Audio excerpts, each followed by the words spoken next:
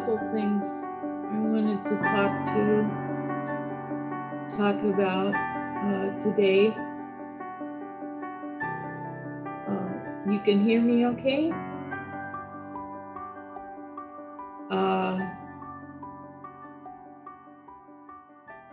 One is acknowledging that Ongo's starting up again on Tuesday, I think. I think this is the first time we've done this where we get a super strong Ongo, and then we stop for Christmas and New Year's. And I think most of us at least had some fun and playing around. And for me, a lot of dog parties, hikes with dogs. And now, bam, back into Ongo. So we'll see how this goes. So kind of psyching myself up. The Kosei is the head trainee for this Ongo. Thank you very much. And Choa is the Shoki, I think, anyway, is the senior full-time Ongo participant. So thanks so much to both of you for holding the space for the rest of us.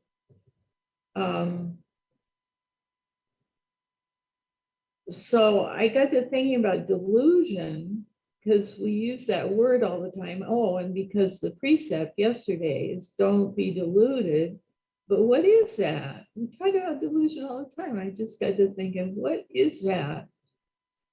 Especially because in this day and age, in this time, there's so much polarity. And I think a lot of it is due to greed and politics and people not really telling lies. But I think a lot of it is also people really believe that other people are deluded, like vaccinations, which I am definitely in favor of vaccinations on all fronts. I have no question in my mind about that. And I think people who aren't getting vaccinations are nuts. On the other hand, I have 3 pretty good friends who feel exactly the same way about not getting the vaccine. So which one is deluded? And it kind of comes out of that movie Matrix. I watched the last one. The first one just blew my mind, Matrix. I almost had to leave because I got so claustrophobic. But anyway, and then I haven't watched it, but I watched this last one. And maybe I am the one that's deluded. Maybe I am the one on the blue pill, and the whole thing that I believe is real isn't. That thought comes to my mind. So what is delusion? And then how do you tell? Because that's what Buddhism, we say we're ending delusion. And last night I had trouble sleeping, thinking about it. And then it came to me that getting all caught up about what delusion is, that for sure is delusion. That for sure is delusion. So anyway, I'm just investigating anywhere that we talk about delusion. So I picked this koan, which is just one of the classic koans that you hear over and over again. It's case 19 in the gateless gate. Ordinary mind is the way. Ordinary mind is the way.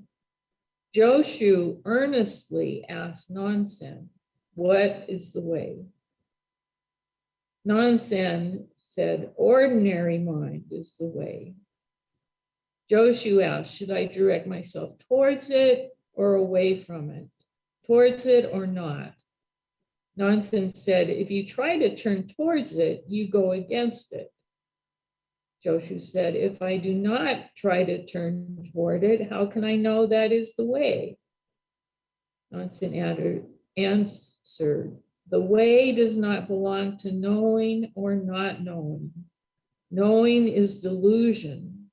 Not knowing is a blank consciousness.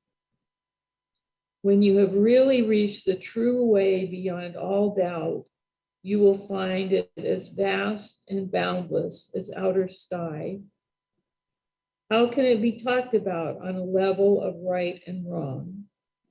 At these words, Joshu was suddenly enlightened. So Joshu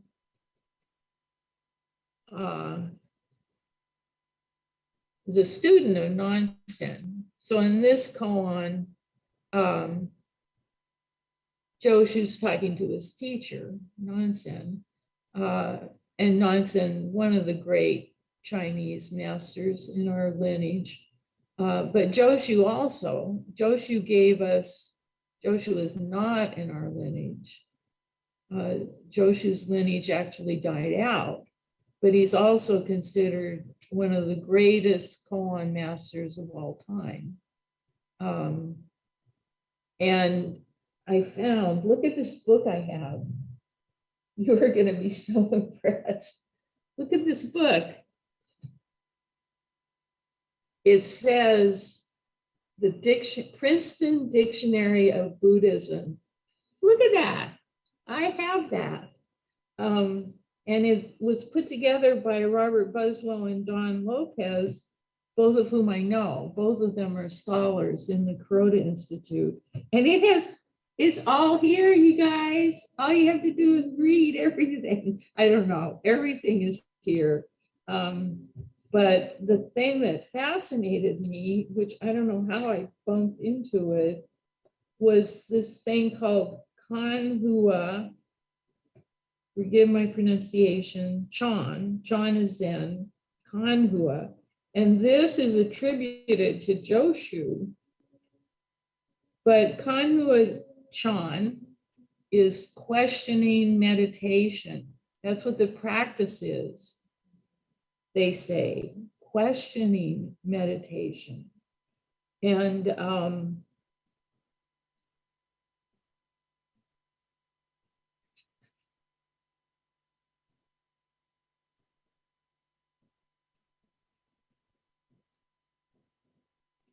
okay, here it is.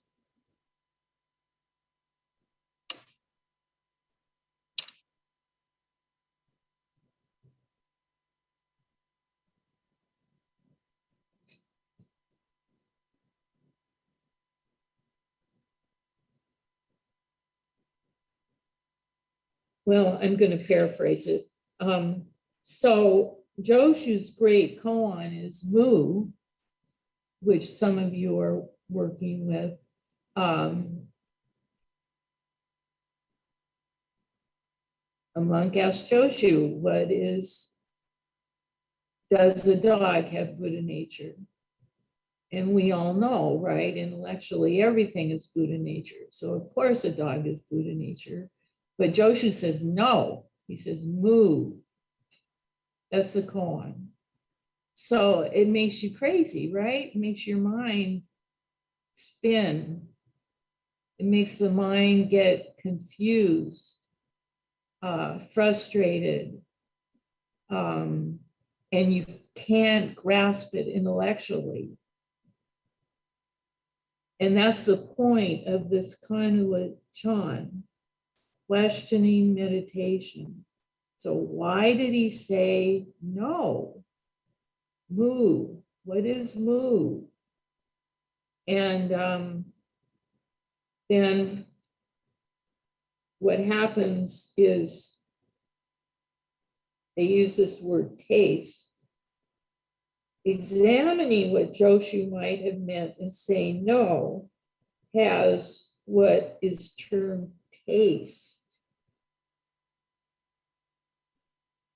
The inability of the unenlightened mind to understand Joshu's motive in giving this response to the question raises doubt. And doubt makes the mind puzzled, frustrated, and tasteless. And someone in council was talking about that confusion. Confusion is also puzzled, confused, frustrated, tasteless. That confusion, like we don't like, but that confusion indicates there's doubt. That doubt is being raised. And the doubt is the inability of the enlightened mind to grasp. So what a wonderful opportunity to practice, to have that doubt arise. Now, for it to work, there has to be a basis of faith. So that's the 3 pillars of Zen: faith, doubt, determination. So I'm talking about Ongo here. So the faith is there is an enlightened mind. The faith is what Buddha said, what the ancestors said, what Seisen says is true. I believe that's true. If you don't have that, you're not going to be doing much sitting.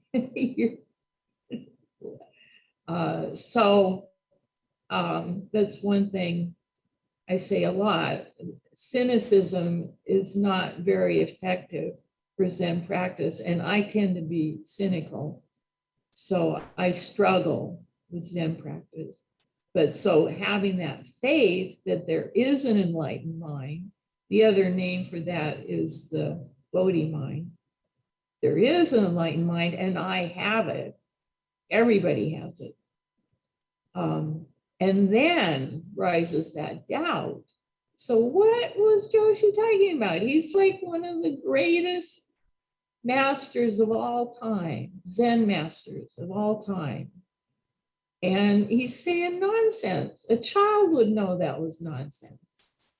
And then the mind then arises confusion, frustration, puzzled, and tasteless. So he says, the Don and Robert say, it's as tasteless as chewing on an iron bar. You know, when it's time for supper and what you get is an iron bar. That's how this becomes to us, because that's the unenlightened mind.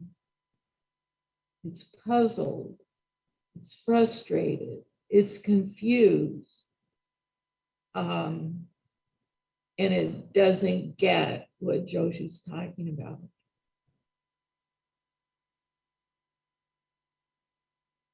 So koan work, and so he says, goes on to say, it's not actually Don and Robert, it's this other guy, Daihu, I don't know who that is, who says,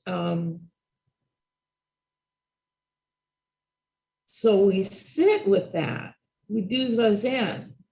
So an important component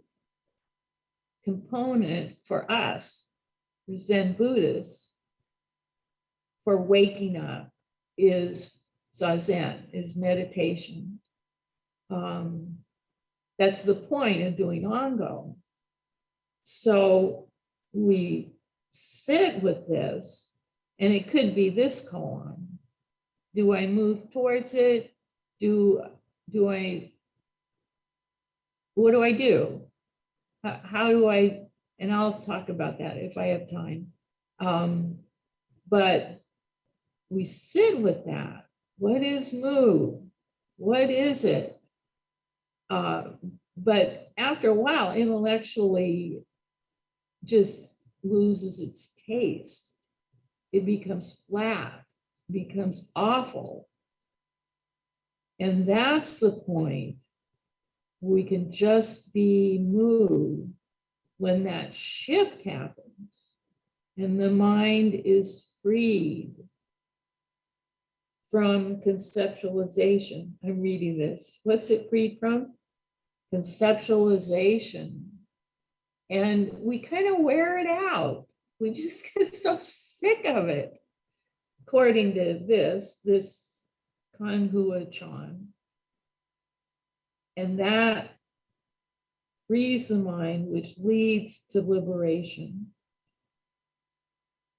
So this koan is talking about the same thing, because they all are. This is the basic, maybe why Joshu's Mu is so amazing is because it so simply states that process of just getting. I remember being frustrated with Mu. I was in this little room stuffing cushions. It was little because the K-pop flew around. It was a bathroom, I think. And I was just like banging my head against the wall about Mu. What could it be? And then I was thinking, wow, this is just like a Zen person would do. So same question here though. Now this is Joshu who gave us all this stuff I just told you about. This is when he's young, when he's just starting to practice, or I don't know, he's maybe been practicing 10 years, but he hasn't really seen through that frustration, confusion, doubt. And he asked Nansen, what is the way? Ordinary mind is the way, just this. Okay, I don't see that. My ordinary mind is frustrated, confused, afraid. So Joshu says, well, what should I do? Should I direct myself toward it or not? So should I sit with it? Should I try to get enlightened? Should I make the effort to get enlightened? Should I do Ongo? Should I set myself some kind of schedule for Ongo?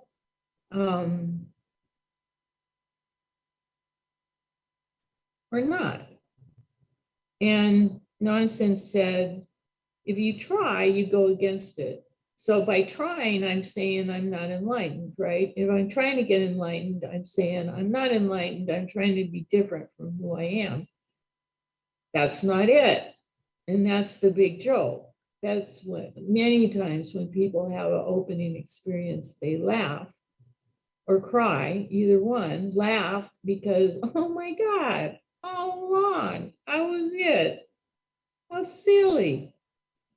My brother-in-law, now my niece and nephew are all grown up, but when they were little, and they're scholars, my sister and brother-in-law, and they did something that was wrong, he wouldn't say, don't do that, that's bad or whatever. He'd say, that's silly. And I thought, that's a silly way to raise children. But just doing this, I went, oh my God, it is silly. It's just silly to try to get enlightened. Because we are ordinary life, this life, as it is, without anything extra, without another boyfriend, without a degree, without,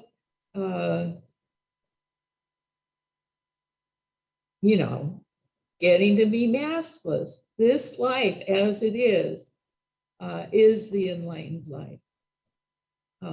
So that's that point.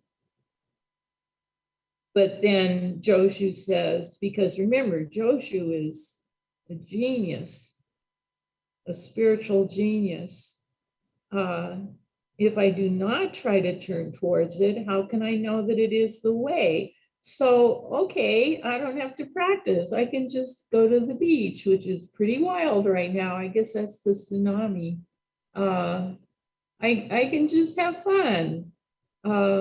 Why do I have to do Ongo, which trust me, for anyone who hasn't done one, has its good moments, but it's hard, it's rough, and it involves a lot of discipline. Why should I do that? Why should I put myself through that? Why should I get up every morning?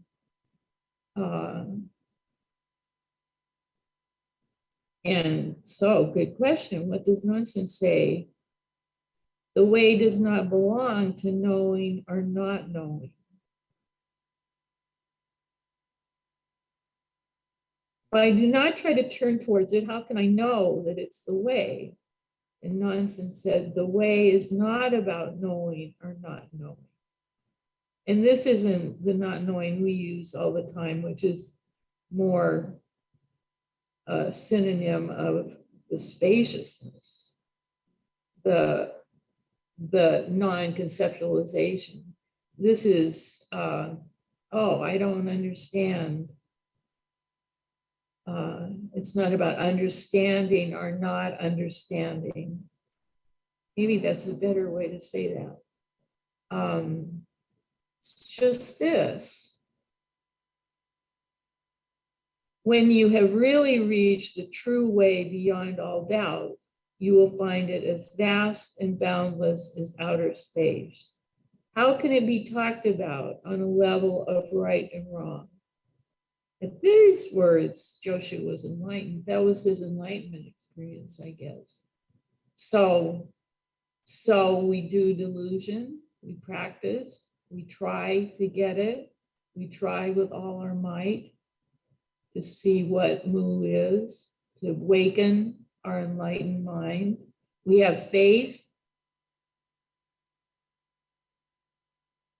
of the truth of what Buddha found out, and a whole bunch of other people besides the Buddha found it out.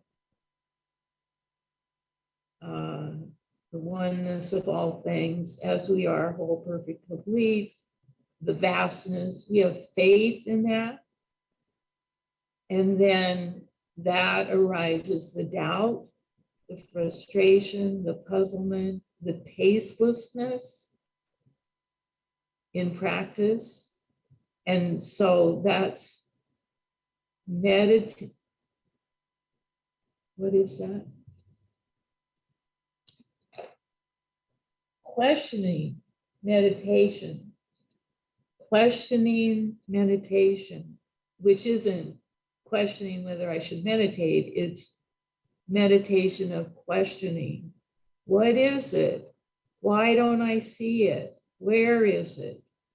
Koans, all the koans are a question, are part of questioning meditation.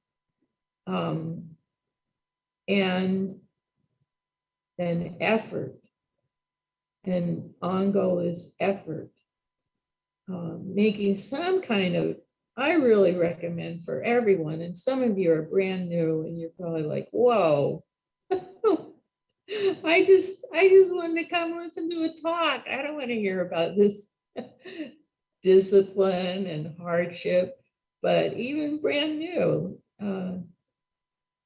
for ongo, sit once a week and sit with the group. The sitting with the group, there's many benefits. One of them is just energetically. And I find that to be true on Zoom, which is weird.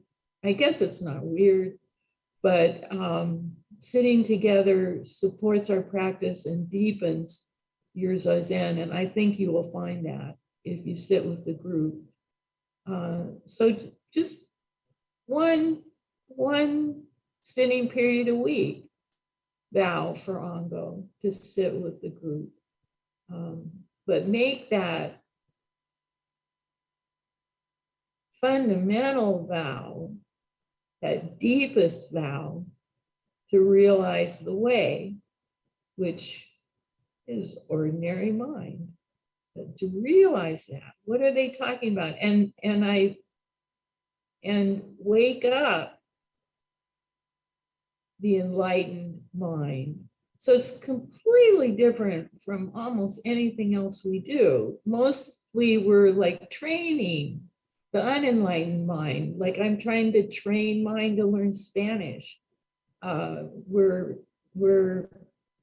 learning all sorts of things with our unenlightened mind, and we're also separating, hating, making bad decisions based on greed and anger and ignorance. And ignorance is not realizing our awakened mind. So just a little bit practice to discover that is already who you are. And you have it pretty big because you're here. Just showing up for a Dharma talk. It's your Bodhi mind that wanted to do that. So just cultivate getting to know, developing your awakened mind.